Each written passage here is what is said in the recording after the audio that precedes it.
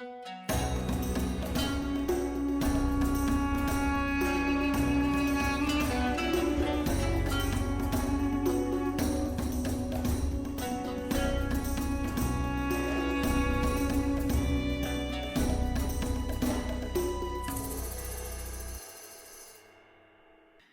gamers, this is Liz Davidson from Beyond Solitaire, and this week I bring you a very special guest, Sebastian Bay, adjunct professor at Georgetown Center for Security Studies, general wargame expert, and also a teacher of a wargame class at the Naval Academy. How you doing today, Sebastian? I'm great. Thank you. Do you want to give us a brief rundown of your work as a wargame teacher? So I am an adjunct professor at Georgetown, where I teach a course called Basics of Wargaming. It is in the graduate program, so most of my students are graduate level, but I do get some 5-year undergraduates. So essentially, this course is structured a little blend of lecture and hands-on projects. So in the very first beginning part of the course, the students are broken up into groups of 2 or 3 students each, and then they select a case study from a list I provide them. The list is essentially a combination of ancient warfare all the way to modern warfare, and it is specifically designed to cross domains, but also widen the students' military history aperture and their strategic thinking. So beyond the sort of like American centric, greatest hits, right? So after that, the students are engaged in a couple weeks of lecture where I teach them the basic functions and principles of game design, like how do you do good research? How do you create a scenario? How do you do historical storytelling? How do I create game mechanics and a game system or a combat engine, right? And then we go into later weeks, we go into wargame analysis, which the course briefly touches upon, but mainly focuses on creating educational war games at the end. So the students by the end complete 3 components for their final project, which is a completed set of war games or war game, and then a rule book, and then what we call a designer's journal, which is essentially a chronological or thematic chronicling of all the choices they made, what research sources did they value over others, where they got their sources, why they made certain mechanics the way they did in their game. They can defend some historical inaccuracies in the games or gaps in the historical record they had to contend with. But it's more the fact that if anyone like yourself or hobbyist picks up the game or instructor, you can understand why the game works the way it does. And the designers essentially defend their choices. That sounds amazing, and I really wish I could take this class. But I have a question for you, which is, are all of your students experienced in gaming when they start your course, or do you have people who are coming in at 0 and just thought this sounded cool?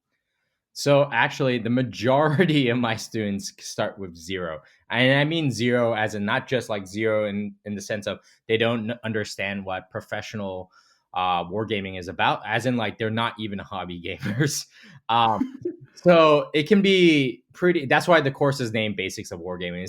It is built on the assumption that none of the students have any notion of what a war game does, or if they have any hobby experience, right? So we start them at like step 0, right? So we build them up of how can games teach, how do games work, and we play some very basic games like Axis and Allies or Game of Thrones Risk or Frederick to just get them, situated. And then if they are more experienced hobby gamers or war gamers that I did have 1 or 2 of them in the past, then we can play other bigger games to sort of expand their aperture. But often the very beginning from my course is really just having them understand like, what is a game mechanic? How do things move, right? Like on the lecture on the game system and game mechanics, like I have to tell them all the different ways of how you can use cards, right? Can you use cards at dice? What is the different types of randomness, input versus output, right? What are the different systems for map design, like hexes versus grids versus zones versus point to point, right? Like I assume no knowledge from my students because, you can't expect that one student will come in with like 10 years or 20 years of hobby gaming and another will come with 0. So you always assume 0. What are some of your favorite starter games for teaching, and why? What works really well for students that you're trying to get from 0 to designing a game over the course of, what is a semester? Yeah, so it's over a semester, and it is no, so I will always warn people. I'm like, my class is no joke. Like, it is hard. Like, it is a difficult course, mainly because there's a lot of group work. It is like, imagine being told like, hey, you're going to learn how to design war games from scratch, and you know nothing about games, and you're going to do it in like 14 weeks, right? 15 counting like finals week, right? So like that is like no joke, from research to finished product, right? Or at least a finished prototype. So it is a difficult course.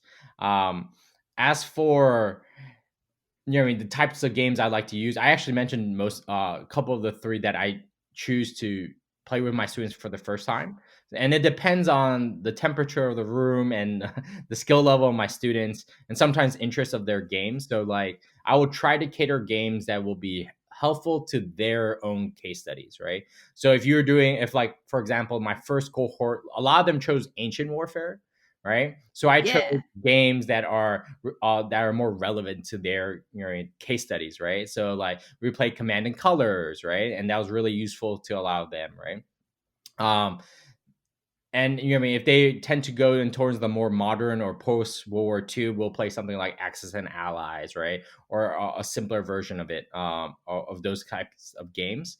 Um, so that's so if I had to choose, I would probably say I would use Game of Thrones Risk, Frederick, and Axis and Allies 1942 as like my three starter games in the first early weeks of my course, mainly because they, as a combination, provide a good intro to basic mechanics, different functions. Like, for example, Axis and Allies is a simple zone game, right? But it's also a very simple example of different units having different combat values and different movement values, right? And then Frederick is a blended system of a point to point, but also uses zones for combat. And is also a diceless game. So it's a very simple diceless game as well, and has a very easy logistical mechanic. And Game of Thrones is a perfect example of one great chrome and fluff in terms of like dressing up a really age old system of Risk in new clothes and making it interesting. And they add and Game of Thrones Risk is a great example for beginning designers to understand you can create complexity by layering simple mechanics on top of each other, right? Or you can take a different approach of having like really complex singular mechanics that are one or two in your system. But Game of Thrones Risk is really a layer system of like there's a very basic Risk engine underneath of everything, but they layer cards and they layer victory conditions, and they make it more interesting by adding little bits of it. So those are usually the three games I choose. Interesting. You also mentioned that you have a list of case studies for your students to choose from when it comes to, themes for war games that they're going to create. What kinds of themes go on your list? What kind of case studies, and what is the reasoning behind the choices you make? Why do you what limits are you working within? So, rule number one is no civil war, or I mean, no American Civil War, mainly because that's just a personal bias of mine. But more seriously, is that the students in my grad program at Georgetown already are required to take what they are called 501, which is their military strategy and history sort of course, which is mandatory for all the students in our program. And that goes over, the highlights of American, military history, like Vietnam, World War II, World War One, the Civil War. So I essentially mostly avoid those, because my one of the things I wanted to do purposefully in my course is have the students' historical aperture be widened beyond our American centric view of history, particularly military history, and then also span time periods and geography in areas and regions that they normally don't touch upon in their normal history. Education, whether it be in high school, college, or in grad school, right? So, for instance, one of the case studies is um, from 1463 to 1718, I think, is the Ottoman Venetian Wars, right? Which is something you normally don't study unless Yeah. you're a European history like buff, right? So that is a case study on there, right? Or the Imjin Wars, which between Japan and Korea and China in the 16th century, in the late 1590s, right? Or you do Mhm. something like sort of more contemporary, like um, the Falklands War, or you know what I mean, Operation Tilla when the Turkish invaded Cyprus, right? Or the Tamil Tigers in Sri Lanka, or the Seco Congo War in the late 1990s and early 2000s. And the whole point is to open your aperture, right? So your examples of counterinsurgency are just not Vietnam and Afghanistan, right? That you can open your aperture across time periods, right? And you understand that, you know what I mean, hybrid warfare of blending the political tools and proxy forces is not a new thing, right? It is an old thing that's happened in the past before, right? And we also include other domains like naval warfare and stuff um, and there are some things that you know what I mean are probably predictable. Like I have the Battle of Jutland on there, right? Uh, Mainly because you know what I mean, it's one of the few like battleship to battleship dreadnought era like engagements in naval history. And of course, as a Marine, I include the Second Barbary Wars, right, and some of the Pacific Campaign in World War II. But I tried to make it interesting, and I add and remove things every year and every semester. And it depends on the course that I'm working on. For example, my Georgetown course tends to be more diverse in the sense of I do land, air, and maritime case studies. For my upcoming course at the U.S. Naval Academy, we have a larger focus on amphibious operations and naval history, given the focus of the Naval Academy, unsurprisingly. That makes a lot of sense. So I have a question, which is what level of complexity do you expect from your students who are novice war game designers? I mean, what kinds of games are they designing by the end of the course? What's a glimpse into what a finished product might look like? So honestly, I had no idea what to expect when I first started teaching this course. Um, I wasn't sure if the students one could finish a prototype in such a short amount of time. I didn't know if it was too much or if their games would be too simple. And honestly, I have been overwhelmingly surprised every semester I've taught this by the complexity and the research and the amount of effort these students put into their games. So, for example, one of the games is about the three kingdoms called Heroes Rising, and the game mechanics themselves in in sort of segments are not overly complicated. Like for instance, the combat engine is largely risk, right? You know what I mean, 3 dice for the attacker, 2 dice for the defender, ties go to the defender largely, right?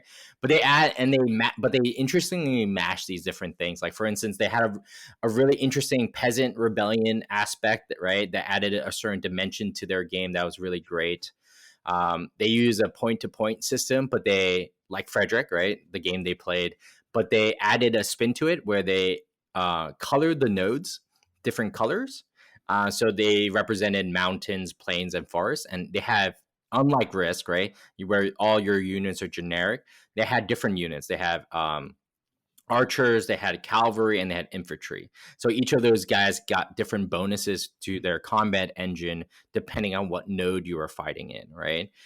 They also had this great sort of zone of control through the node system where you had to create provincial like strongholds on your map to sort of control a province of China.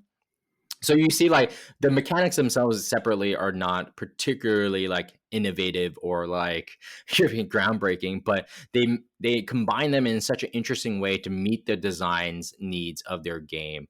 And I think that was the really impressive part. And I can talk about a bunch of other games that my students have created, but that's one that comes to mind. Does that mean that the games that you show them at the beginning of the class really do impact the mechanics that they choose for their own games? I noticed that you referred back to both Risk and Frederick, which you also said were games that you like to start them on. Do you see different impacts depending on what starter games you use on the final products?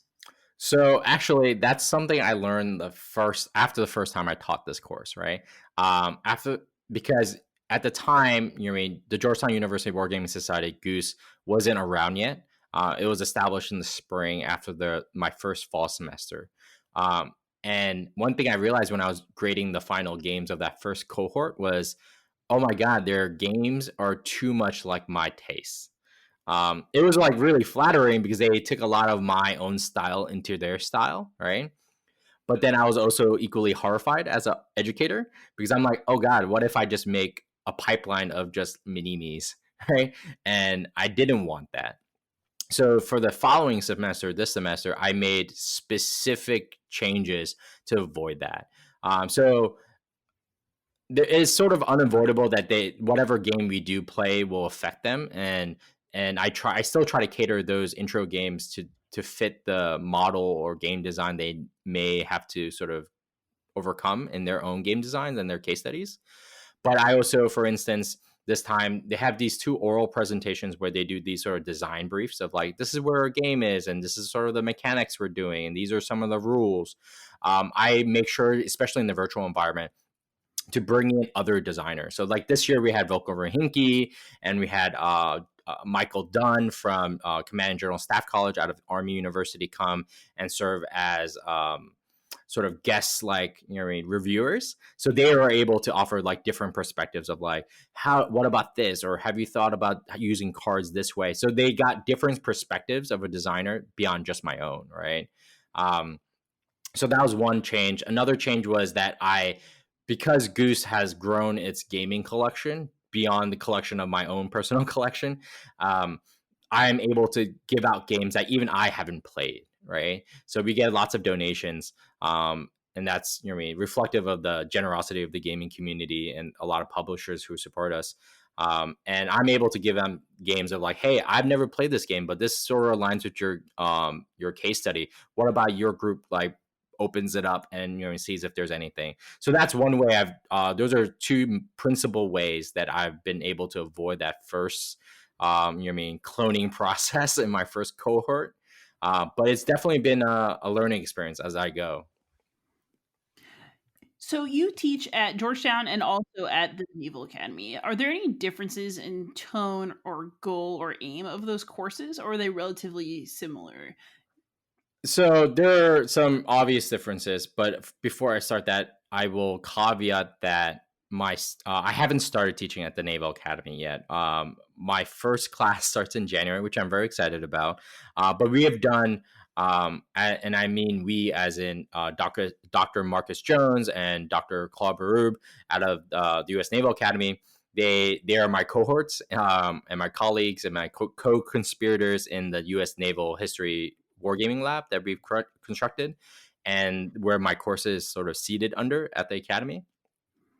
And we have done a couple events already on the yard, to sort of gin up interest in the course, but the course hasn't started yet. But one of the big differences is that my grad program at Georgetown are all graduate students mostly, or fifth year sort of special grad / undergrad students. And they usually have a blend of professional experience, but also military experience. And they usually have some kind of like work life balance.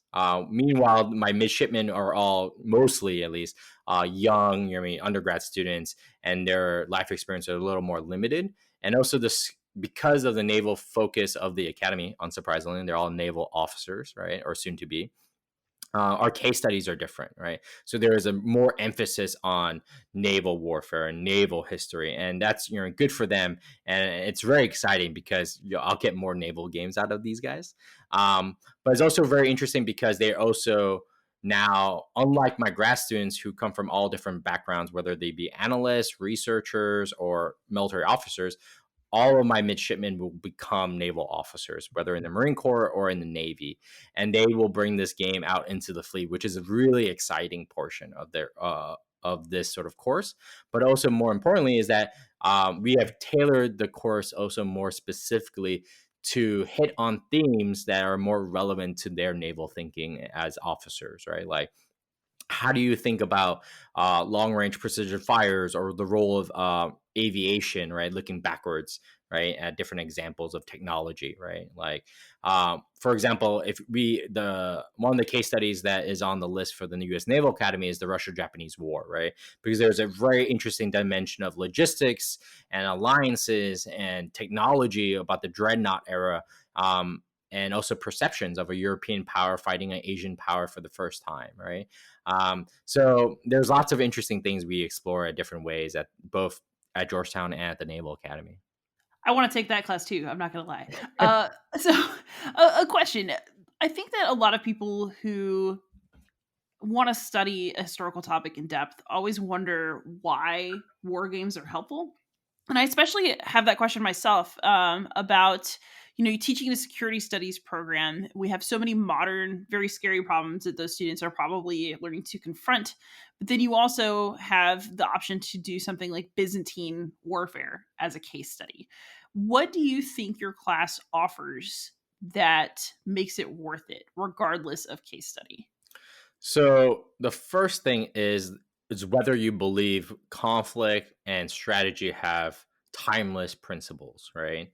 If you think there are timeless principles to strategy and operations and tactics, right, across eras, right, then it doesn't matter if you're looking at Byzantine reconquest of Rome, or if you're looking at naval engagements in the Roman era, right, at Ticum, right, or the Civil War battles, or modern, conflict in, the Congo, right? It doesn't matter. There's always something to learn, right? Um, and I am of that school, right? There are certain timeless things that you always learn, like balancing political means, right, or political goals and military means, right? Um, and the danger of overextending, right, or hedging your bets. So there's important lessons to be drawn from military history and across history, regardless of technology and geography. But it's also really important to expand your tool set, your reservoir of knowledge. So one of the things that I specifically include in my case studies is to make sure my students are not always going back to the same examples and the same case studies they've always been exposed to as history students and strategic students, right?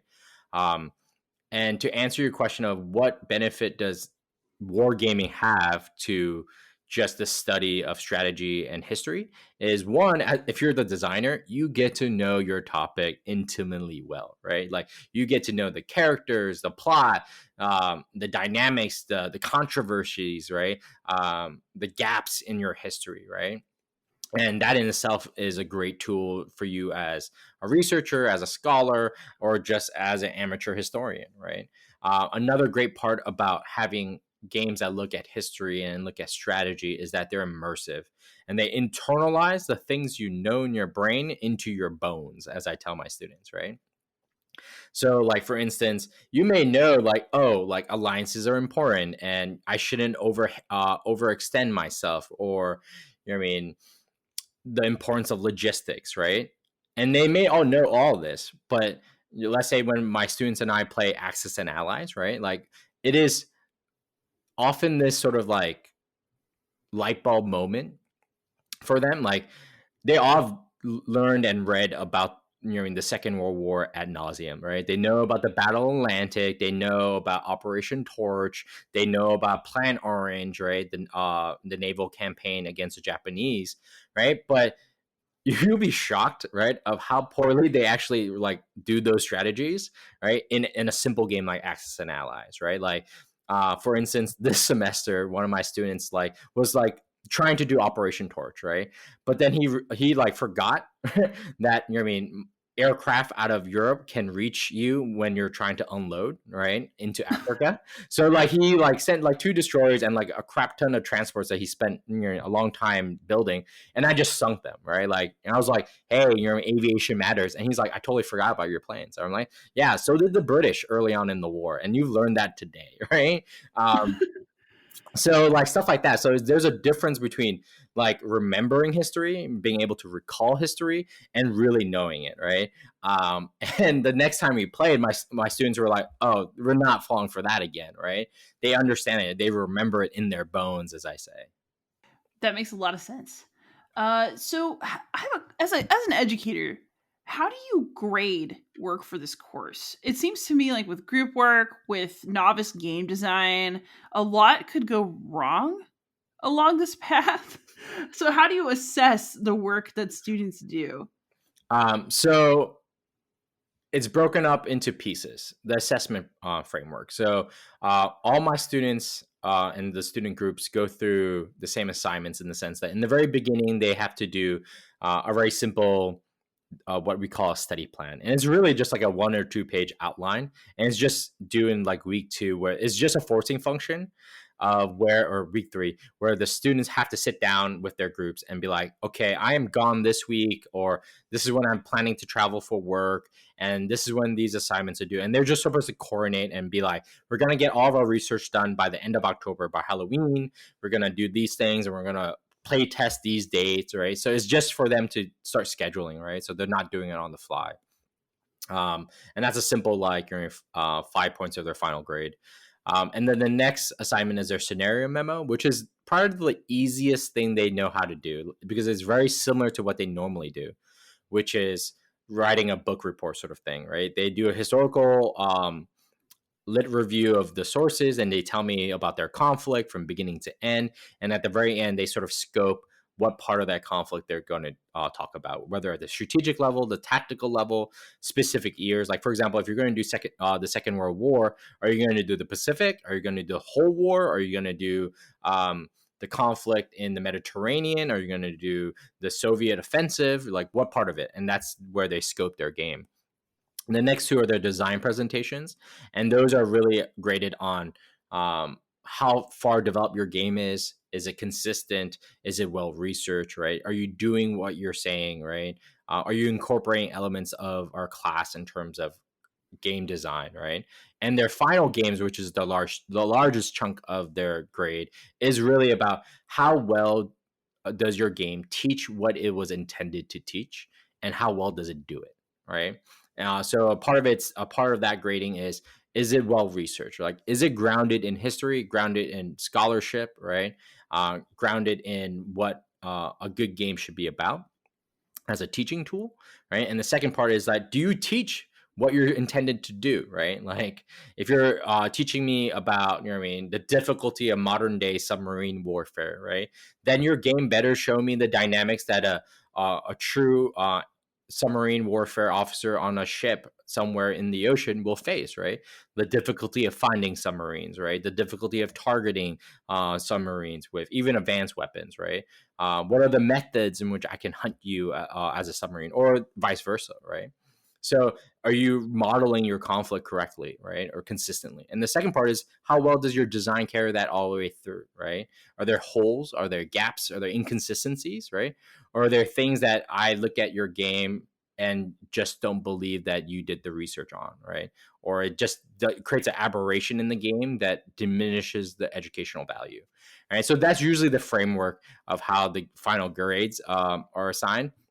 And of course, students that incorporate all elements from chrome to fluff and like small details, um, um, and on top of a great game system, are graded well. Makes sense. So, in addition to teaching a wargame class, you also help out with Goose. Do you want to tell people about Goose?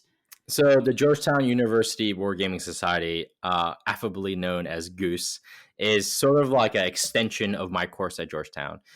It was established in 2020 in January, so we're about to be 1 year old soon. And it is a student-run extracurricular academy or club at Georgetown, where we focus on getting people familiar with wargaming as a tool, as a hobby, but also introducing them to the professional development side of using wargaming in the national security defense realm. So we do a bunch of different things, from weekly webinars that are recorded for our YouTube channel, that brings speakers from all across the globe, across fields. From the commercial sector, we had Volko Rohinki on there talking twice, actually, talking about cards and his coin designs. We have people who work in DoD. We had Mitch Reed, who is a great hobby gamer, but also a professional war gamer for the U.S. Air Force, talk about the Air Force's Title 10 games, which are their annual big service focused games. And then we have everyone in between, right? Talking about all the different interesting things they're doing, from how do you use commercial games at Command and General Staff College at the Army University, right, to teach Army officers game design, right? Or we have some very interesting lectures coming up about whole of society gaming, right? And then we have a month of February about naval wargaming, including some and we have Peter Perla, who will be talking about gaming in January as well. So we're really excited about that. But we also do virtual game nights on Steam and Tabletop Simulator. But we also do big events, collaborating with our partners like Army War College to do war game events that are like 20 plus people. And then we're also trying to do more mentorships and fellowships for our students who are interested in pursuing wargaming as a career, uh, with our partners. Oh, that's my dog. With our partners like Krulak Center and Marine Corps University and other places. So, speaking of mentorship, you and I are part of a project together, the Xenobia Award.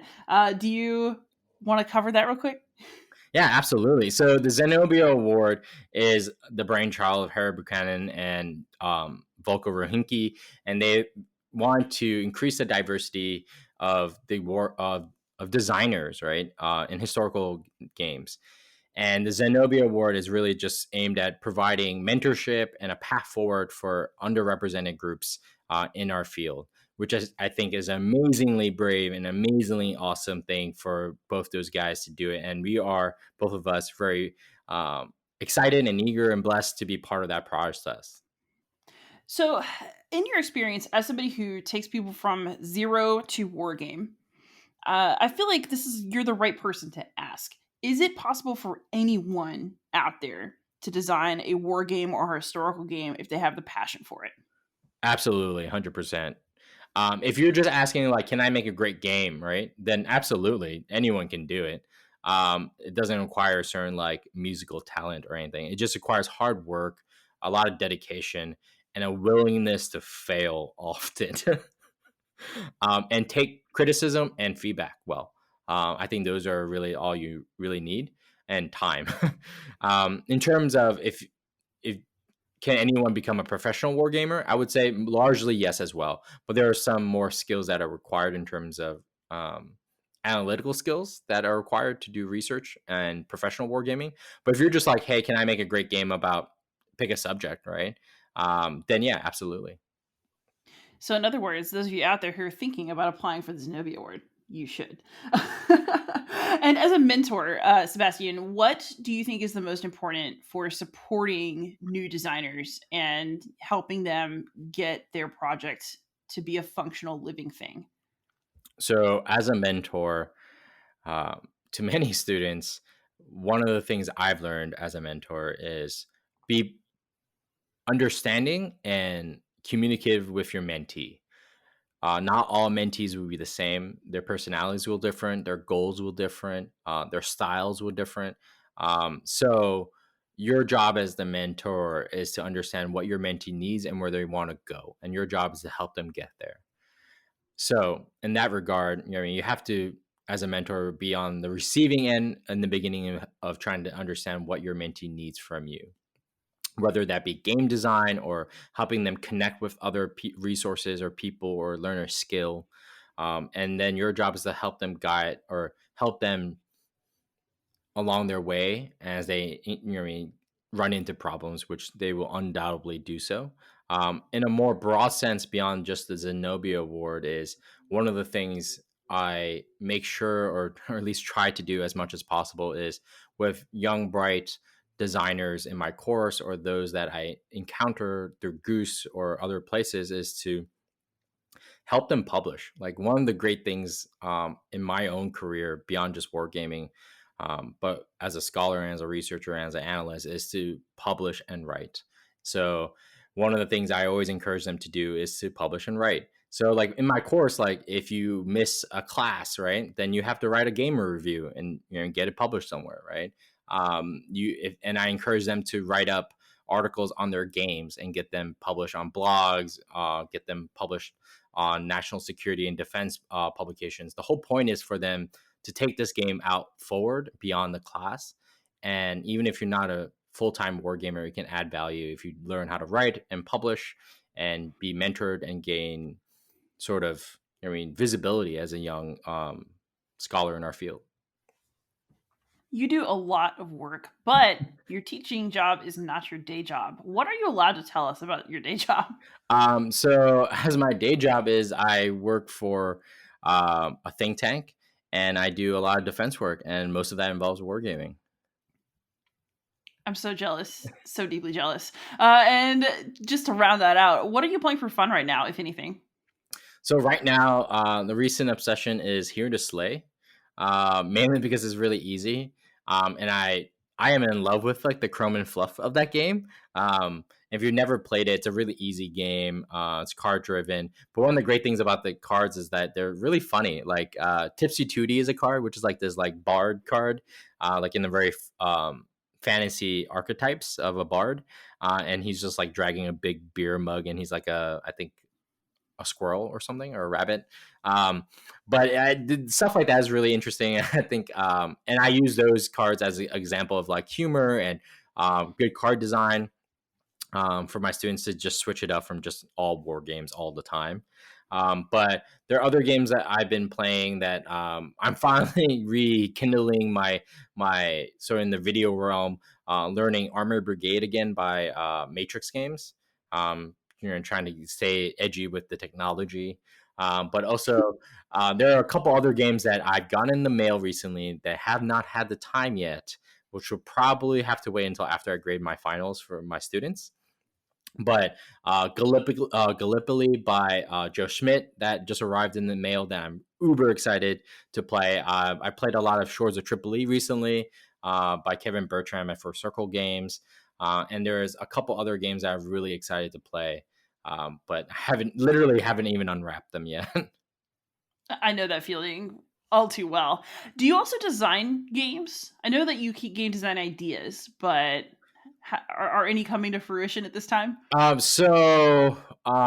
In terms of things I can share, there is one project that we just recently started. So one of the things, because I am a glutton for punishment and do not like sleep, um, often students come to me and they ask me, "Oh, like I want to learn how to design," and they're not in my program. So, or they're Marine officers or just officers in general, and they're like, "Hey, I want to learn about wargaming. How do I design something?" And usually the answer is like, read these books, but design a game, right? It's just one of those things you have to learn by doing. So to solve that problem is I create student teams or design teams that are beyond my course, or people from my course that want to keep doing it in Goose, and we create a game. And I essentially serve as their lead designer. Um, so one of the projects that we just recently started, Caitlin Leong, our current president, is my second on it, and we have a Marine officer and an undergraduate student from UPenn on the team, and we were creating a game on the Imjin War. Is a project that I wanted to do for a long time. And one of the great things about it is that I get to apprentice the other members of the team as we're designing this game, and they get hopefully a game publication credit to it at the end. But most of my game designs professionally have been for analytical purposes. But this is probably one of the educational games that we're excited to work on and hopefully publish in the near future. Fantastic. So I know that you might need to slip a nap in at some point. So I'm going to let you go. But first, where can we find you on the internet if we want to? So you can find me on Twitter, and I am on. I was shockingly uncreative about my Twitter handle, which is just my name, Sebastian Bay. So I'm pretty easy to find. And yeah, so that's usually the only social media that I really use. So you can find me there, and mostly I tweet about war games and the Patriots if you're a football fan, and my students. So if you and the Marine Corps. So if you're interested in those things, you can find my Twitter. The Patriots. You leave me feeling deflated at the end of this interview. I see what you did there. Wordplay. But you know what I mean. We are 6-time Super Bowl champions, and we're not very good this year. So you know what I mean. All good things come to an end. But yeah, so I'm really excited about seeing the next generation of game designers in the Xenobia Award, but also in my classes. Like it's one of the best parts of it, right? Is that when you see students that came in knowing nothing, leaving the course with not only a game, right, but with so much excitement for not only the hobby, but also for the tool and for the craft of game design, right? And that is a special thing. It makes all the sleepless nights and late nights working on slides for your students all worth it. And all those Saturday morning office hours you have to do to play games with them. So it makes everything worth it. Thank you so much, Sebastian, for sharing this with us. Listeners, of course, you can find him as at Sebastian Bay. You can find me as Beyond Solitaire anywhere. And we both really appreciate you being here to listen to us. Happy gaming.